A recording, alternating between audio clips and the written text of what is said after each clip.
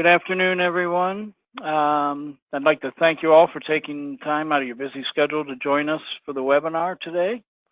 My name is David Overholt. I'm the project manager for Sage 100 here at DWD Technology Group.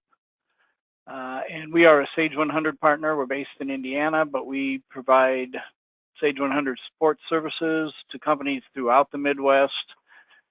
Even on some of the coastal areas we have clients. But we're always trying to find new ways for Sage 100 users to get the most out of their software. So today, our friends at Avalara are going to be showing us an integration with the Avalara Sales Tax Automation. This will help you save time and reduce errors. A couple of housekeeping notes. During the presentation, we're going to have all the phone lines muted. That's basically just to avoid background noise. But if you have a question during the presentation, you can use the raise your hand feature found on the control panel there of the GoToWebinar. Or you can type in a question, but at the end, we'll either unmute your phone line or we'll read your question at the end and allow you to get some feedback from that. Zach Lulo with Avalara is going to present the webinar today. And Zach, if you're ready, I'll let you take it away. Perfect. Thank you so much, David. Thank you, everyone, for again, for taking some time out of your afternoon to learn about sales tax, the most interesting and exciting topic on the planet. Today, we're going to be looking at some of the sales tax pains. I know this cover page says manufacturing. We're going to be looking at tax pains for basically when you are collecting tax and then also when you're not collecting tax. That run into that in manufacturing, distribution, nonprofit, you name it. Any of the areas that you're not collecting, we'll kind of cover. Just a little background on myself. My name is Zach Lulo. Again, I'm a strategic lines manager. So I work very closely with the folks at DWD. I've been with the company for about 2 years now. I made a big move recently from Southern California to Durham, North Carolina. It's been quite a transition, but we're loving it out here. My wife has not complained too much, so we're enjoying our time out here. So just a really easy agenda today.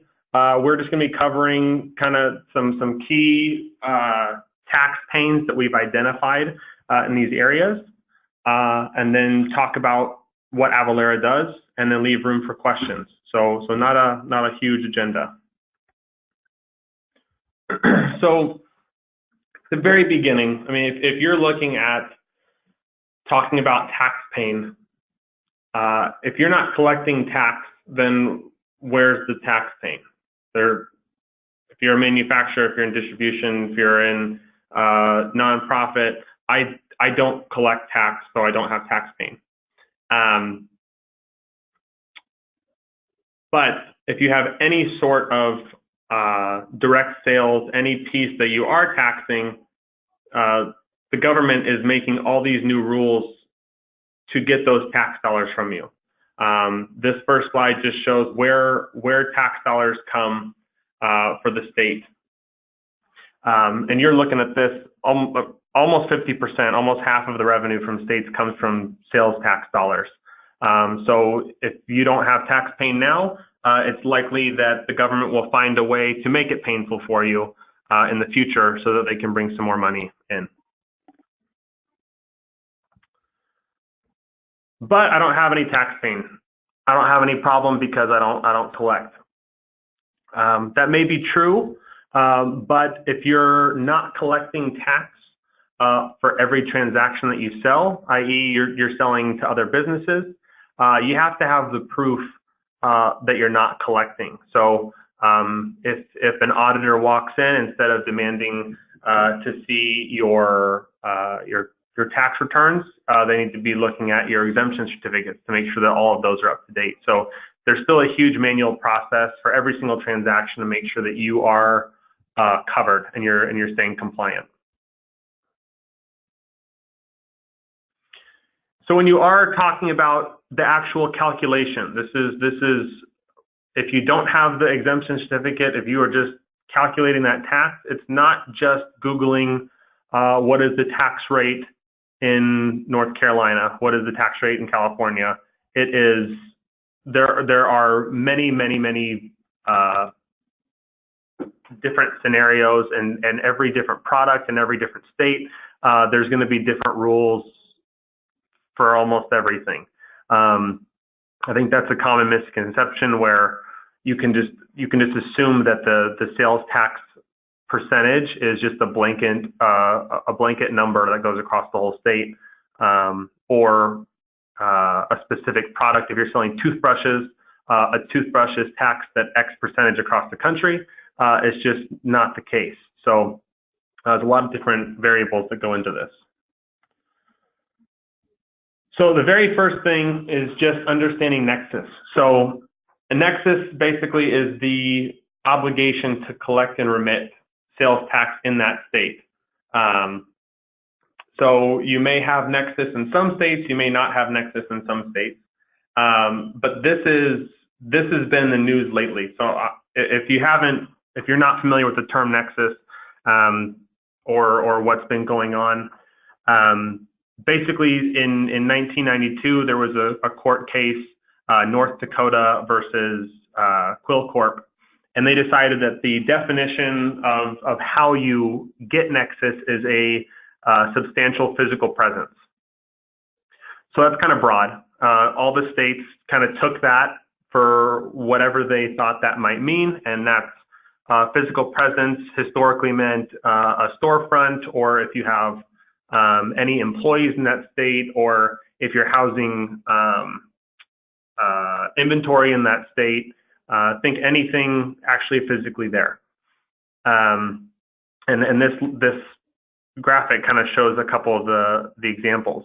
But the fourth one on here, economic nexus, is a new one that has been popping up lately, and that's what's been making the news with the new Supreme Court case that was just decided.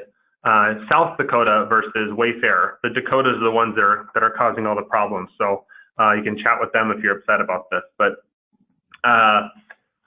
basically, they have taken that definition of nexus and changed it from a substantial physical presence to just basically a substantial presence, which is including a certain dollar amount or a certain transaction amount.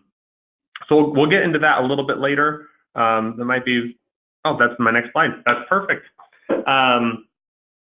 So when this passed, this just added, okay, so you already have the substantial physical presence. Now, for example, South Dakota passed. If your annual sales into South Dakota, no matter where you are in the country, if you're in excess of $100,000 or 200 transactions, you now have Nexus and you now owe sales and use tax in South Dakota. And now that that's been decided at the federal level that it's okay for South Dakota to do this, we're seeing this pop up across the country. So in this graphic, all the blue states have already enacted economic nexus. It's a difficult word to say over and over again. And with more states on the way. So as you can see, we've got a list that's coming up that are going to be passing the same law. So any kind of direct sales, if you had added a e-commerce piece of your business, or you're selling into multiple states, to just know that there's going to be some more rules coming up, and there's going to be some more states wanting tax dollars from you. So the good and the bad, and I know I geared this more towards manufacturing a little bit, but we're going to talk about e-commerce because it's a huge way to expand your business. 2018, everyone wants everything right now, and they're happy to go to the supplier. They're happy to go to direct to the source to get that product. So it's a great way for you to grow your business, but it's also going to open you up to issues like this new Wayfair case on where you need to collect and remit. You start selling nationally and don't realize that you have Nexus across the whole country, you're going to be in some trouble. But you've got some great sales dollars in the door. So it's kind of a double-edged sword. So back to probably more what many of you are dealing with. Resale certificates are something that you need to keep on file. So I don't know about you. If this was my job, if I was running a plant and I'm manufacturing and I have my customers and I have my contracts and I have my employees and my family and a million other things that I'm worried about, these documents are not a huge priority for me. This is not why I went into business to manage these certificates. They're likely stored in a filing cabinet in the back room that maybe has water damage. They maybe haven't been looked at for a while. Maybe if you're really good, you've got an Excel spreadsheet that you try to keep up to date, which is probably the highlight of your day. But these are difficult to manage. If you're managing more than 25 or 50, managing 100, 500, 1,000 certificates, this gets very, very complex to keep track of, especially when you've got, these will likely go out of date, of course, depending on the state, which every single rule we talk about today, there is no blanket answer. It's always depending on the state. Every single state got to make their own rules for everything regarding sales and use tax. So some of these certificates expire every 6 months. Some of them are yearly. Some of them are every 5 years. Some of them technically don't expire, even though it can be argued auditors don't like old certificates still, even if they haven't technically expired. If the person that signed this certificate leaves the company, that can become void. I did have one customer that I talked to about these exemption certificates. He was located in Texas, and in Texas, certificates don't expire. So he was audited. The auditor walked in. He was very confident. He's like, I've checked my certificates. I'm not worried. The auditor asked for a certificate. The owner went over and pulled the certificate and handed it to the auditor, and he said, "Why is this so old?" So, well, what do you mean? What do you mean so old? There's no expiration date on it. He's like, well, no, but you should know that you need to update this every couple of years. So the auditor ended up fining him $30,000 because he assumed you've made this mistake on this certificate, so I'm going to assume that you've made this mistake on X number of certificates for X number of years, and now you owe $30,000 to Texas for back taxes. And again, that was just the luck of the draw when it came to the auditor. He just didn't know that you had to, which I don't know that anyone would know, that unless there's an expiration date you need to renew. So there's a lot of rules and a lot of technicalities around these things.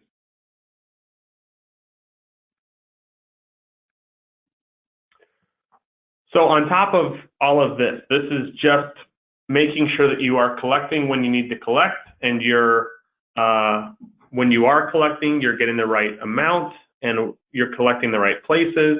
All of these things are many of the complexities, but now you've collected those dollars, what do you do with them? The whole filing process is just awful. Depending on how many states you file in, it can turn into a full-time job at a certain point. If you're filing in 1 or 2 states, absolutely not a problem. If you're filing in maybe a state like California, that one is, I think, 7 or 8 pages, and you have to break down the tax dollars by jurisdictions, by cities, and it's just page by page, how many transactions and dollars do you sell into this city in California. So it can get very complex depending on which states you're filing in and how many states you're filing in. And I'm sure that's not something I need to tell you. If any of you on the phone do have tax pain, I know you feel exactly what I'm talking about right here.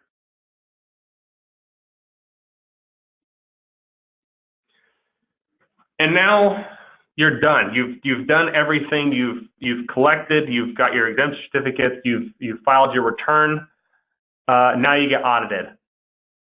And I don't care how prepared you feel, the thought of the auditor walking in and just starting to look around, kind of like being pulled over by a police officer. You know you weren't doing anything. You maybe were speeding a little bit, but you're still nervous that the police officer's there and looking in your car, and you're like, I know it's not like I have drugs in the back seat. I didn't kidnap anybody, but there's still like that that nervous feeling. The auditor's going to walk in very similarly, look at your business, and you're confident I've done everything correctly. He's going to start looking through your data, looking through your certificates and your returns, and looking for mistakes. And you have to be able to provide those. And if everything's just in filing cabinets or Excel sheets or kind of all over the place, not super organized, that's when the audit gets to be months long, where the auditor will walk in and work full time from your office as you're constantly, one, running your business, and two, pulling all of this data and trying to find it, sifting through piles of paperwork to present to the auditor. And then just hope that everything that you've handed him is good, is all correct. So it's kind of a nightmare, the entire process.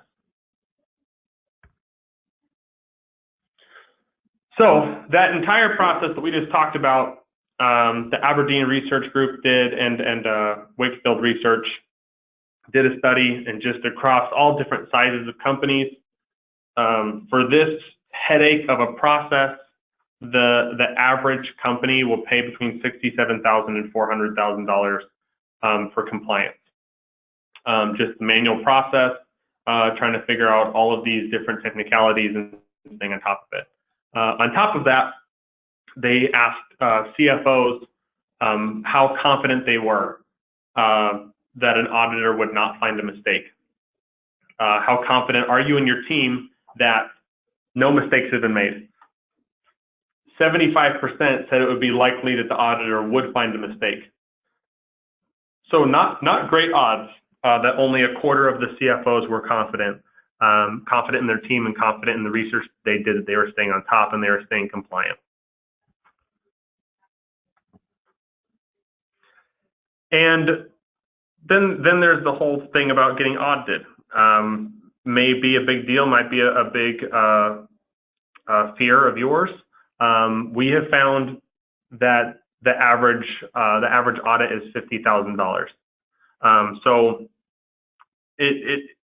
I think, depending on the customers that I've talked to, it doesn't seem like this big scary thing. It's like depending, again, using a police officer, it's like if you don't care about a speeding ticket, whatever, it's $300 bucks. Good for you that you have an extra $300 bucks to spare, because I don't. So if you're looking at audited, this is not a couple $100 bucks. It's not a couple thousand. Average being $50,000. That's gonna take a hit. So that's not something to just push off and stick your head in the sand and just hope that you don't get audited. This is something that you are either putting a lot of manual time into to make sure you're staying compliant, or you're looking at other options, which is why we're here today.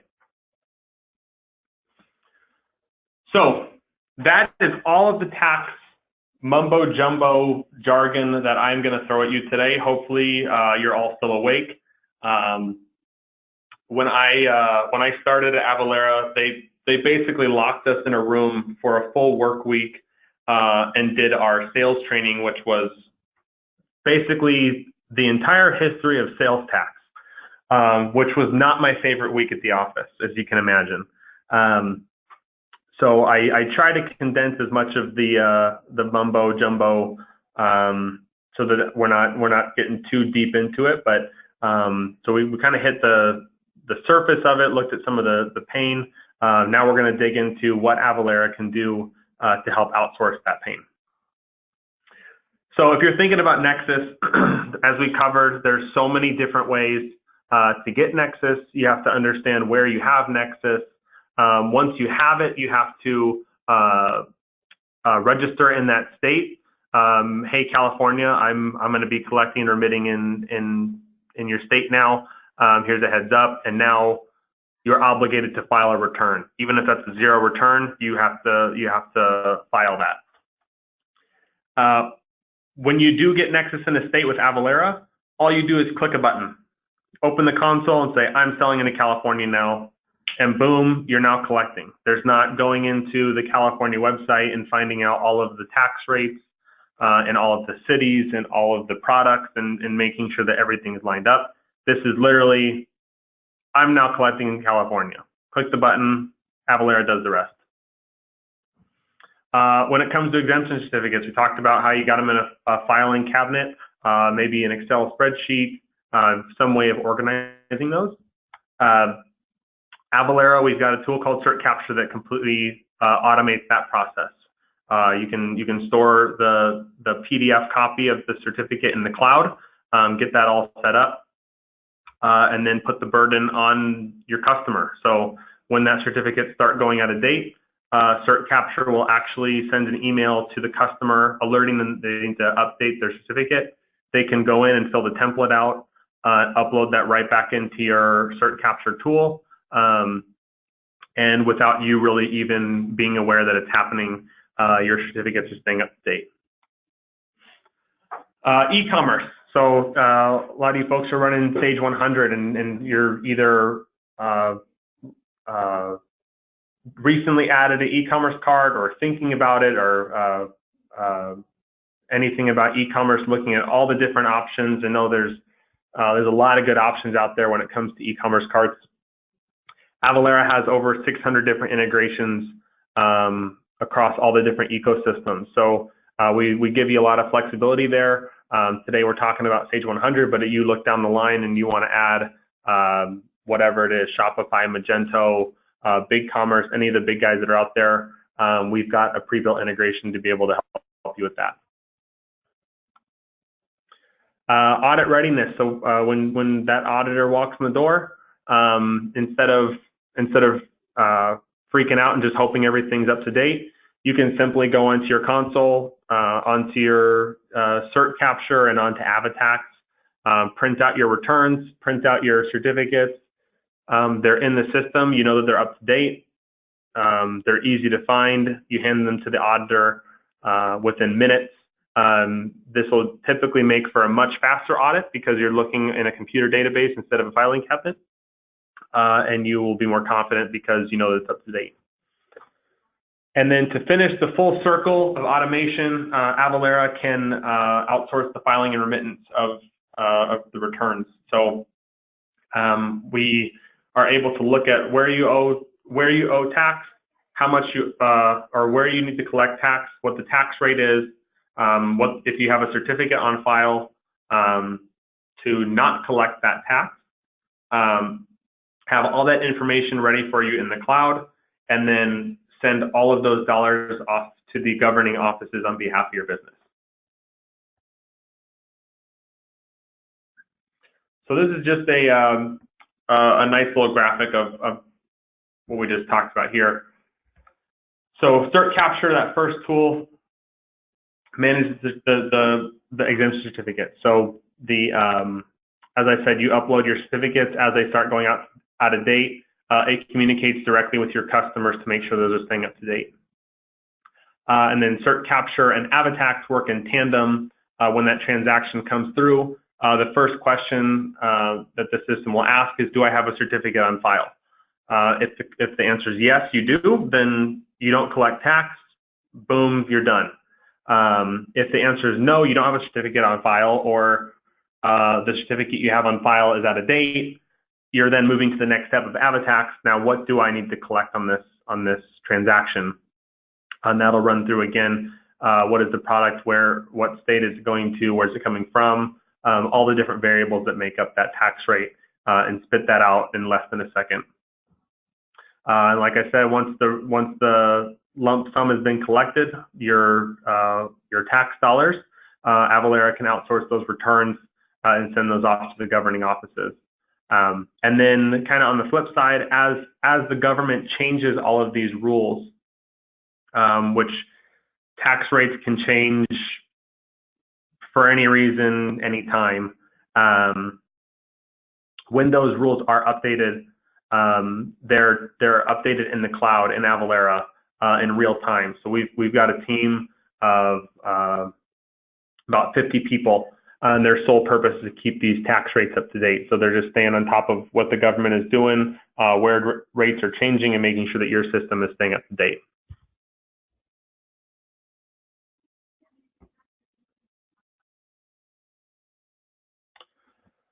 So just a little background on Avalara. We were founded in 2004, and our relationship with Sage goes back to right about then, 2004, 2005. They were our first or second partner. So we've been in the Sage world for a long time. We've got over 20,000 active customers. Like I said, 600 pre-built integrations across all different ecosystems. So that spans from ERP to CRM to e-commerce carts, and basically anywhere that you can generate an invoice, we've likely got an integration for that. We did 6.7 billion transactions last year, which still amazes me. That number is astounding. Happy to be able to say that. 18 million certificates managed, and we remitted almost $30 billion in taxes last year. So doing some great stuff. The company's absolutely amazing. We've been able to help a lot of Sage folks. A lot of the partners that I work with, a lot of the customers I talk to are in the Sage ecosystem, and it's rare that we can't find a way to really help outsource a huge chunk of their business that's taking up their time to help them be more productive and focus on more revenue generating activities instead of the exciting world of sales tax. And that is everything that I have prepared for today. Sherry, David, do we have any questions?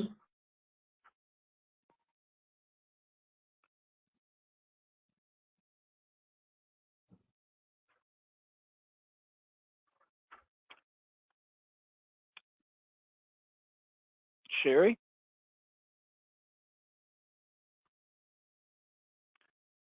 Well, Zach, I can't see the questions. And I don't know, maybe Sherry may have fallen off of the call there, so. She might be asleep.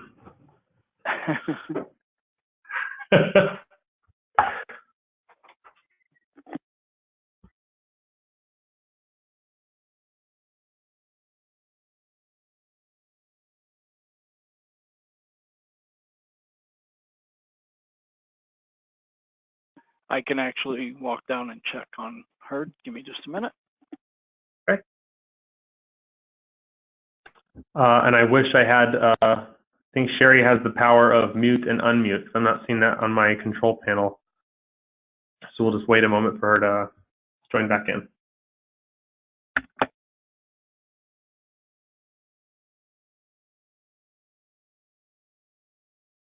Okay, for some reason, Sherry is muted and can't be unmuted. So we do have some questions. First one is going to be, what does this cost? Sure. So Avalara it's a little complicated. It's based on the number of transactions and where you are collecting. So how many states you have Nexus in, how many transactions you have, and how many of those transactions are taxable.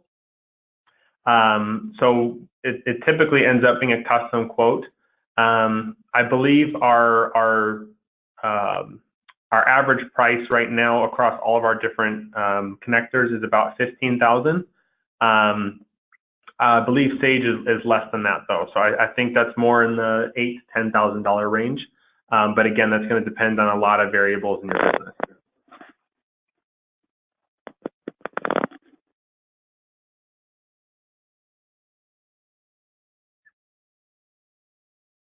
David, did you have any other questions for us? Yeah, what about certificates that they already have in hand? How do they go about getting those registered? Oh, sure. So if you've already got certificates, basically the process would be you when you're going live on Cert Capture, you would be the one filling out that template, getting all of those certificates, the tax ID information into the system and upload it. So there's a little bit of legwork on the front end of just getting into the system. Once they're in, that's when the automation really takes place. It has it analyzes the information you have, and it recognizes when anything's going out of date, and that's when it sends off to the customer to be updated. So the ones you have in hand, you'd be uploading. We do have services that you can basically send us your box of certificates, and we can upload them on your behalf if it's a lot and you just don't have time to do it. But there is kind of a manual front end process to get it into the system. Okay, a follow-up on that. How many times does the system request a certificate from their customer? Like what if they get a response? Oh, that's a good question. There will be an alert to you as well that they have sent out to the customer. I believe it's 2 or 3 times that it'll ping the customer, and you'll get an alert each time. So at a certain point, you may have to hound the customer down, but that's kind of the process that we've got so far. Okay. And I guess just a general question, how would someone go about getting a quote, and what do they need to provide you to get that quote? Yeah, absolutely. So if you're looking for some more information, feel free to reach out to myself or any of the folks at DWD. David and Sherry have my information and some of my colleagues. Basically, it would just be a quick phone call. We need to look at your business, and as I said, the quotes are very custom to how your business is structured and where you're pulling the transaction, or where you're pulling the invoice from, and what states you're selling into, and how many transactions you have. So any of that kind of information is what they'd be looking for, and would be trying to fit in as well to how your business is structured as possible, and try to outsource as much as we possibly can. So I had my, let me see if I can get back to my first slide. I have my contact information. Feel free to give me a phone call or shoot me an email to get that kind of call set up. Okay. How do you know if you have Nexus? Yeah, so every state is going to have different rules. So as I showed you on the on that full map of these are states that have economic nexus, these are states that don't, these are states that have there's click-through nexus and affiliate nexus and a bunch of crazy rules that states are pulling up. And like many other things I talked about today, there is no blanket way to necessarily know if you where you have nexus or if you have nexus. The one fail-safe is where you have physical presence. If there's any physical piece of your business in a state, you have nexus. It gets really complex with all these new rules. As a business owner, it's difficult to keep up on that. So that would be something that reach out to your CPA, or Avalara also has a great service, the Nexus study, that is basically just a questionnaire you fill out about your business, where you operate, where you focus your sales, where you've done business, and it goes off to our team of experts to look at and analyze and let you know which states you have nexus in. Okay. Still got more questions coming in. Next one is, awesome. Does it calculate use tax? Yeah, so use tax, that's also a maybe. There's a lot of different rules in the different states. Use tax, we have a lot of content for. I don't want to just say yes, we can do all use tax. It's definitely worth a conversation with one of our consultants, because a lot of time we can handle it. There is some content that we don't have just because of some of the complexities around it. But I know that's a huge pain point for a lot of companies, and we are able to help a lot of the time with that. Great. Okay. Next question, what happens if a customer quits buying from us but is still in our customer base? I've had people tell me that they won't send a certificate if they aren't buying. Well, if they aren't buying, then you wouldn't have to worry about the transactions, because the only reason you'd want to have the certificate is if you get audited and if you have transacted with them and not collected sales tax, that's when the auditor is going to catch you. But if you're not doing business with them, then you wouldn't have to have the certificate on file. So there really wouldn't be anything to worry about. Right. What are the ramifications of finding out if we have Nexus after the fact? Currently, we're only filing in 4 states, but as a nationwide company, we feel very insecure about Nexus in any of the remaining states. Yeah. Fines in 46 states could put us out of business. Yes. Yeah.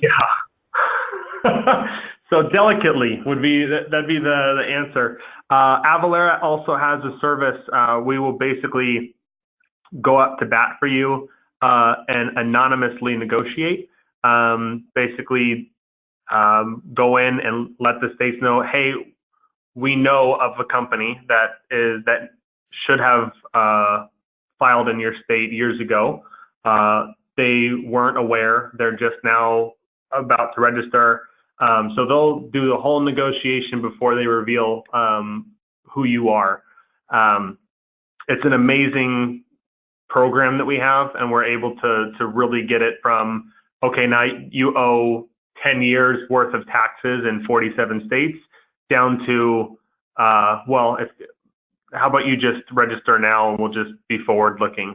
And there's been times that we can completely erase the history, and the state's just happy that they're getting a new source of income. So that'd be whoever asked that question, it'd be great to get on the phone with one of our consultants to address that, because that can get that can escalate pretty quickly.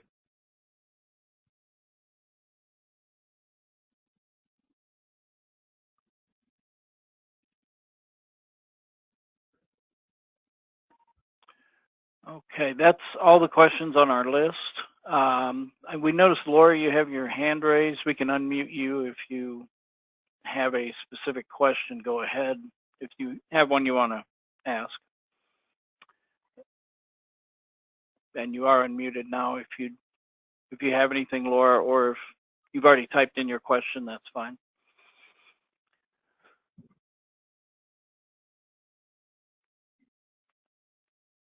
I'll take that as a no. Okay, I think that covers all the questions that we have. Awesome, those were great questions.